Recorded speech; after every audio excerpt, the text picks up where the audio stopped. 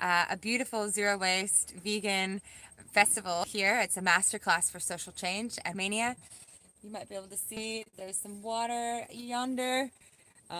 It's a very beautiful site, and I'm here with Tom Dawkins, co-founder of Start Some Good. Hi, Tom. Hello. How are you? Very well. Oh, good. Feeling, very relaxed and inspired after 5 days here with a group of incredible people. Yeah, it's been amazing. We're just this is the departure day, so everyone's packing up and leaving, and we're all just super full from some incredible 5 days of sessions, back-to-back panels and workshops and amazing meals and just great conversations with the incredible humans that are attracted to an event like this. So it's been super cool, and I attended a few of Tom's sessions. So I wanted to interview him and share some of his beautiful wisdom with you all so that you can learn from this incredible social entrepreneur. So can you give us a little bit about yourself? Yeah, for sure. So my real passion is how we get more people involved in making a difference and how we make that that step of being a change maker and being conscious about the impact you're having on the world a more natural step and an easier step for more people to get involved with. And I think that was inspired in me by a bunch of experiences I had as a teenager, which were kind of pretty classic youth leadership experiences. I got to go to some great conferences. I met Nobel Peace Prize winners. I was really inspired. But I also realized pretty quickly that I was exactly the kind of person who always took advantage of those opportunities and began to wonder what it would look like to expand that opportunity out beyond the middle class white boys like me who tend to leap on them, and what it would look like for everyone to have the chances that I had to kind of express myself, learn from inspiring people, and embark on a journey of change making. And that's kind of what I've been doing ever since, and it's still what we do at Start Some Good today. And what is Start Some Good? Sure. So Start Some Good began life as a crowdfunding platform, and we're still a crowdfunding platform that supports social impact projects. And what's the... Okay, so go ahead. I was going to ask, you said something in one of your presentations that it has like the best rate of... Yeah, so we have the highest project success rate in cause crowdfunding. So more than half of our projects actually reach their funding goals, so they can actually, launch their projects in the real world and make a difference. That's actually incredibly unusual. People don't realize this, but probably 80 to 85% of all crowdfunding campaigns fail. Many platforms have success rates in the teens and often the low teens. And how we achieved that is that I think because of my and my co-founders' background in not-for-profits and community development, we knew that you don't empower people by just handing them a tool. You empower them by teaching them how to use that tool successfully as well. Teach them how to fish. Exactly. Yeah. So we're kind of, I often say we're actually a services business masquerading as a platform, because by far the bulk of our work is providing capacity building and coaching and training and support to social entrepreneurs and change makers to know how to build community and raise money. Ultimately, how to pitch their story, how to inspire people to want to back them and get involved. And these days, as I said, we're a lot more than just a crowdfunding platform. The crowdfunding platform is still very important to us, but we do a whole bunch of other initiatives, including innovation challenges, lots of workshops, speaking and training, and of course our Starting Good Summit coming up next month. Which I will be speaking at. Very exciting. Very excited at, yes. I'm very thrilled. Okay, so I have more questions now, of course, now that you've been talking more. What are some of the innovation challenges that you're doing? For sure. So we just launched one last week for projects that make a positive social environmental impact leveraging outdoor experiences. Cool. For good. Which is called the Ignite Good Challenge. Okay. We're launching one next month called the Apps for Good Challenge. We're Australia's biggest app developer, looking for people with ideas for impact apps that we can help. That could be realize. you. Do you have an idea? Exactly. So you can find out about these, and there's others coming up as well. Some of them very localized as well. We've had programs in Parramatta, and we just finished a really interesting one actually for food-based food system social enterprises in Sydney. Great. So you can find out about all these sorts of opportunities at Start Some Good, and if you scroll down about halfway down our homepage, there's a funding opportunities section. You can see all the stuff that we have on. And so how do you get the funds to support these sorts of things? So those sorts of challenges are always, funded by a partner who's looking to invest in a way that's kind of... So we began working with the innovators who needed capital. Right. A lot of our work these days is with people with capital, and we help them find innovation. That's amazing. For them to invest in. So we've kind of reversed the order a little bit there to kind of help make that match between innovation and capital for social change. And so the Ignite Good Challenge is supported by THL. Okay. Who you probably haven't heard of, but they're the world's biggest camper van rental company. So they're behind. They own Brits and Maui and a bunch of other brands. Apps for Good is supported by Apps People, which is Yep. Australia's biggest app development Yeah. company out of Perth. Amazing. We also do a big one called Dream Starter, which is well worth checking out, which is supported by ING. So good. I mean, that's so inspiring because I think often in the environmental movement or in activism, there's a lot of kind of shying away from working with or aligning with corporations, where I just don't think that we have time to shy away from any connection. You know, it's kind of like why would if there's this separatism that we're frustrated with, or this a divide that we dislike, why would we create one of our own? No, exactly. And I was on a panel yesterday called The Rise of Social Entrepreneurship, and we got talking. There's some interesting questions from people who are frontline activists Right.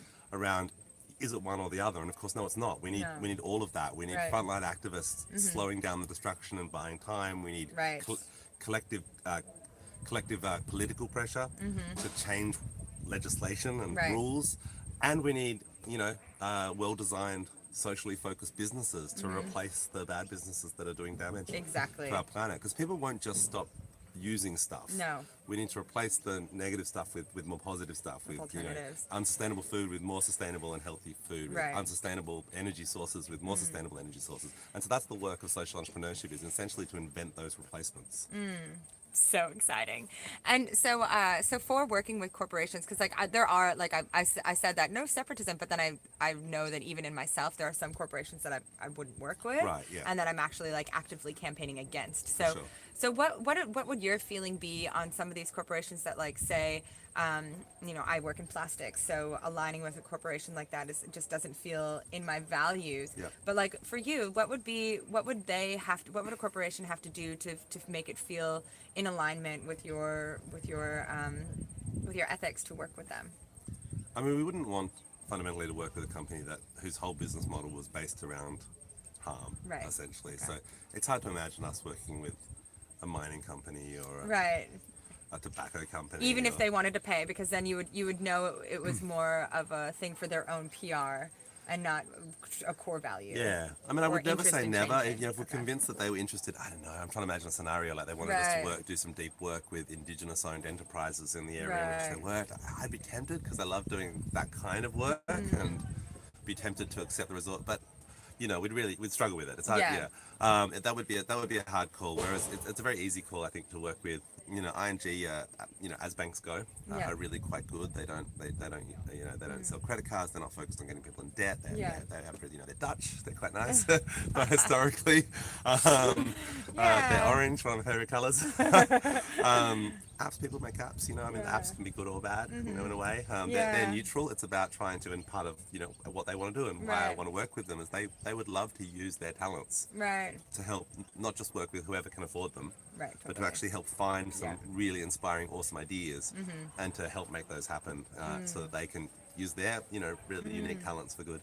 It's so exciting. Thank you for making these opportunities available to all of us. That's my pleasure. Yeah, Yeah. it's a real honor and a privilege to get to work with all these great people who are doing, in some ways where we're kind of the backstage, we're the production team or whatever, but it's the entrepreneurs raising the change makers and the community leaders and organizers who are leading the campaigns on our platform that I think are the real heroes, who are doing the real work of rolling up their sleeves and making a difference for their community.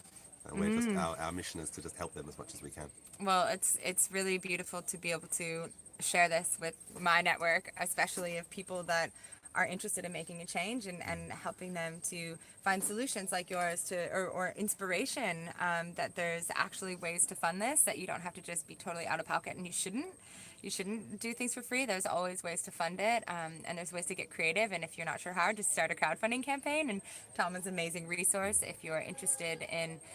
Do you have any quick tips for people doing a crowdfunding campaign? So, I mean, my quick tips is just to take it pretty seriously. Yeah. I think kind of the reason that a lot of campaigns fail is people kind of rush into it.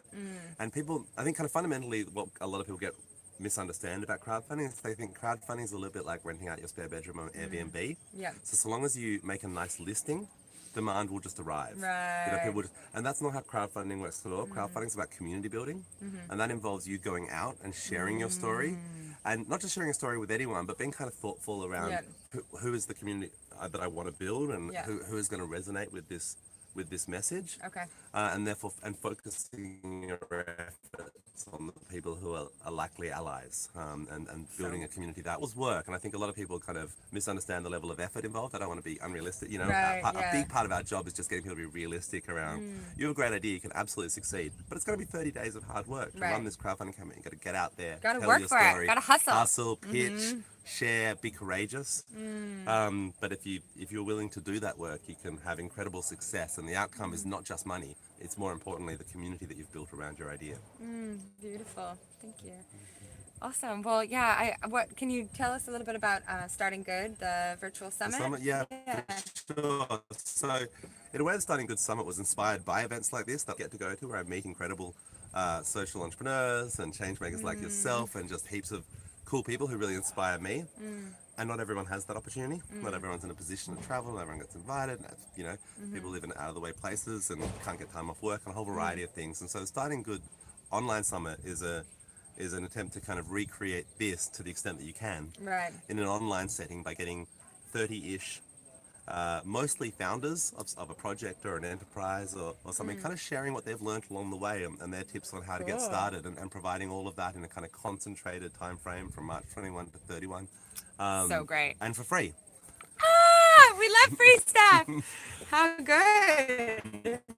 And of course, it's the ultimate no waste conference. Actually, is for Zero us to, waste, to get together online and you know, build community that way and learn from each other that way. Oh, I love it. So nothing can replace the kind of community you get from a real world event like this, obviously. But we can get a lot of the great learnings in From the comfort of your own home, in your PJs. which is always nice. Yeah. How do people sign up for that? So it's just www.starting.gd. And just sign up for free, and we'll send you all the information about how to get involved and how to access videos from incredible people like Kate. Yay! Thank you, Tom. Thank so you. great to meet you. Likewise. Yeah, I'm going to try and have some more interviews on here from other legends from New Kind, so definitely subscribe if this sort of stuff is interesting to you. Check out Tom online. And yeah, my stuff is Plastic Free Mermaid, so you know where to find me. Have a good day, you guys. Bye!